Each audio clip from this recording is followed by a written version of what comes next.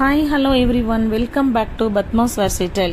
இன்றைக்கி ஒரு கப்பு பச்சை பயிருங்க, ரெண்டு முட்டையை வச்சு ஹை ப்ரோட்டீன் உள்ள ஒரு ஹெல்த்தியான சூப்பர்வான பிரேக்ஃபாஸ்ட் தாங்க பார்க்க போகிறோம். பிரேக்ஃபாஸ்ட்டுக்கும் யூஸ் பண்ணிக்கலாம், டின்னருக்கும் யூஸ் பண்ணிக்கலாங்க. அதுக்கு ஒரு பவுலில் ஒரு கப்பு அளவுக்கு பச்சை பயிறு எடுத்து நல்லா கழுவி, ஒரு டைமுக்கு 2 டைம் நல்லா கழுவிடலாம். கழுவிட்டு அரை டீஸ்பூன் வெந்தயமும் போட்டு நல்லா ஊற வச்சிடணும். 4 to 5 hours அது ஊறணுங்க. நல்லா அலசி நல்லா ஊறி மூழ்கிற அளவுக்கு, தண்ணி மூழ்கிற அளவுக்கு ஊற வச்சுருங்க. ஊறிய பச்சை பயிரை ஒரு மிக்சி ஜாரில் எடுத்து அது கூட பூண்டுங்க, ஒரு 10 பல்லு பூண்டு போட்டுக்கோங்க. ஜீரகம் கொஞ்சம் போட்டுக்கோங்க. கொஞ்சம் பெருங்காயத்தூளும் போட்டுக்கோங்க. பெருங்காயத்தூளும் வாசனைக்காக போட்டுக்கோங்க. இது கூட ஃப்ரெஷ்ஷான புதினா அண்டு கொத்தமல்லி எனி ஒன் போடலாம். அப்படி இல்லைன்னா கருவேப்பிலையும் போட்டுக்கலாங்க. நான் கருவேப்பிலை போட்டுக்கிட்டேன். கருவேப்பிலை போட்டு நம்ம அந்த தண்ணி ஊற வச்சுருந்தோம் இல்லைங்க, அந்த தண்ணியை விட்டு தான் நான் அரைக்க போகிறேன். அதுவும் ஹெல்தி தான். அதுக்கு தேவையான உப்பும் போட்டுக்கோங்க. உப்பு போட்டு நல்லா மிக்சி ஜாரில் அரைச்சி எடுத்துக்கோங்க. நல்லா தோசை மாவு நம்ம மாவு ஆட்டி வைப்போம்ல, அந்த மாதிரி அந்த பதத்துக்கு எடுத்து ஒரு பவுலில் மாற்றி வச்சுக்கோங்க. இது கூட 2 முட்டையை உடைச்சி ஊற்றிக்கோங்க. 2 முட்டை நல்லா போட்டு மிக்ஸ் பண்ணிடுங்க. மிக்ஸ் பண்ணிவிட்டு நல்லா கெட்டியாக தோசை மாவு பதத்துக்கு இருக்கணுங்க. நம்ம எவ்வளோதான் டேஸ்டியாக பார்த்து செஞ்சாலும் வீட்டில் இருக்கிறவங்க அது டேஸ்ட் நம்ம எப்படா அவங்க நல்ல ரிசல்ட் சொல்லுவாங்கன்னு பார்த்துட்ருப்போம். ஓகே நல்லா தான் இருக்குது அப்படின்னு சொல்லுவாங்க.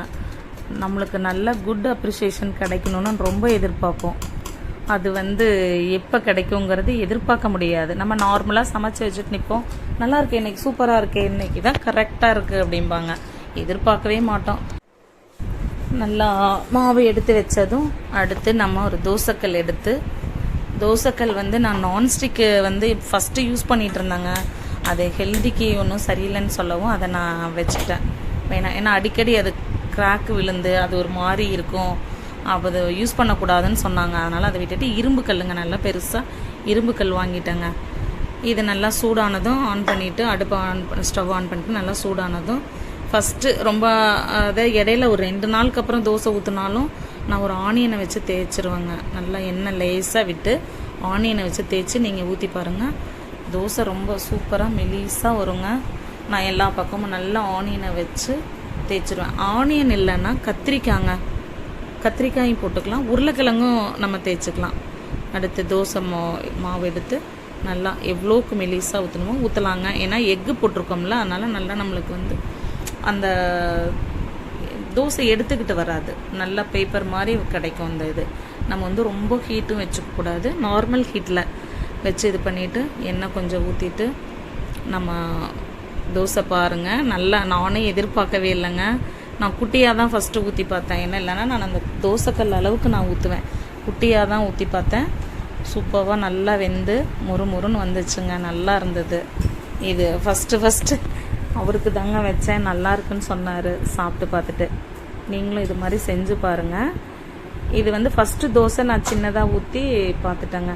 அடுத்து நல்லா கொஞ்சம் பெருசாக ஊற்றணுன்னு நல்லா மறுபடியும் அதே வெங்காயம், எண்ணெய் ஊற்ற மாட்டாங்க, நான் தோசை ஊற்றி அதுக்கப்புறம் மேலே தான் எண்ணெய் ஊற்றுவேன். அந்த வெங்காயத்தை மறுபடியும் தேய்ச்சி மறுபடியும் நல்லா பெரிய தோசையாக ஊற்றுனங்க. கல்லளவுக்கு நல்லா பெரிய தோசையாக, மாவு பிறண்டு வராத அளவுக்கு ஹீட் வச்சுக்கணுங்க. ரொம்ப ஹீட் வச்சிட்டோம்னா மாவு பிறண்டு வரும். நல்லா நீங்கள் பார்த்து பண்ணுங்கள். இது நல்லா சுற்றி லைட்டாக எண்ணெய் ஊற்றணும். நான் ரொம்ப எண்ணெய் ஊற்ற மாட்டேன், லைட்டாக தான் ஊற்றிக்குவேன். சூப்பராக தோசை வருதுங்க. இது உடம்புக்கும் நம்ம நவதானியத்தில் ஒரு வகையான பயிர் வகை தான். இது ஹெல்திக்கு நல்ல அதாவது குழந்தைங்களுக்கு இப்போலேருந்தே நீங்கள் பழக்கிக்கோங்க. அப்புறம் கொஞ்சம் நாள் ஆயிடுச்சுன்னா பிள்ளைங்க டேஸ்ட்டு விரும்பாது. நம்ம வீட்டில் என்ன எடுத்துக்கிறோமோ அது தானேங்க, அதை சாப்பிட்டு பிள்ளைங்க பழகிட்டா தானே இது கேட்டு அதை சாப்பிடுங்க. இதே மாதிரி இது மாதிரியே கேழ்வரகுலையும் செய்யலாம். நான் இந்த கோதுமை ரவையிலையும் செய்யலாம். இதெல்லாம் செஞ்சு சூப்பராக இருக்குங்க. சாப்பிட்டு பார்த்தோம்னா நான் எதிர்பார்க்காத அளவுக்கு நல்லா டேஸ்டியாக இருக்கும். இன்னும் 2 சாப்பிட்லான் இருக்கும். இது ஒரு பக்கம் இருக்கட்டுங்க. இது காம்பினேஷனாக ஒரு சட்னிங்க, சூப்பராக இருக்கும். அந்த சட்னி நம்ம ஸ்டோரேஜ் பண்ணி வச்சுக்கலாங்க. ஒரு 10 days 15 டேஸ் கூட ஸ்டோரேஜ் பண்ணி வச்சுக்கலாம். நம்ம கேப் போட்டு 15 டேஸ் கூட ஸ்டோரேஜ் பண்ணிக்கலாம். பாருங்கள், 4-5 தக்காளி பழம், நல்லா ஃப்ரெஷ்ஷான 4-5 தக்காளி எடுத்துக்கிட்டு அதில் வந்து அதே ஒரு கட்டி பூண்டு பெருசாக ஒரு கட்டி அளவுக்கு எடுத்து அதை நல்லா தோல் உரிச்சிட்டு அதை எடுத்து நம்ம அப்படியே போடலாம். மிக்சியில் அரைச்சிரும். நம்ம போட்டு அது கூட மிளகாத்தூள் போட்டு தேவையான அளவு உப்பும் போட்டு நல்லா மிக்சியில் அரைச்சி எடுத்தீங்கன்னா கலர்ஃபுல்லான தக்காளி பூண்டு சட்னி ரெடிங்க.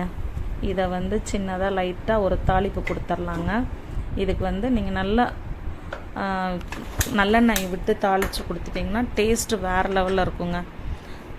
நல்லெண்ணெய் அப்படி இல்லைன்னா சுத்தமான கல்லெண்ணெய்ங்க, அதுவும் நல்லாயிருக்கும்.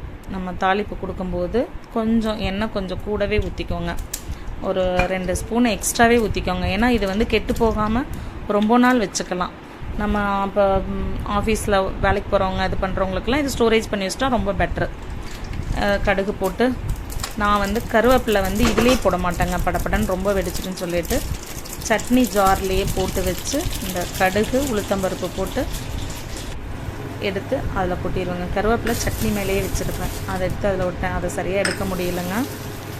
இது தாங்க சூப்பராக இருக்குங்க. அந்த சட்னி சாப்பிட்டிங்கன்னா இட்லிக்கோ தோசைக்கோ வேறு லெவலில் இருக்குங்க. இதுக்கும் காம்பினேஷன் சூப்பராக இருக்குங்க. இதை நீங்கள் நல்லா வீட்டில் செஞ்சு பாருங்கள். நான் சூப்பராக செஞ்சுட்டேன்.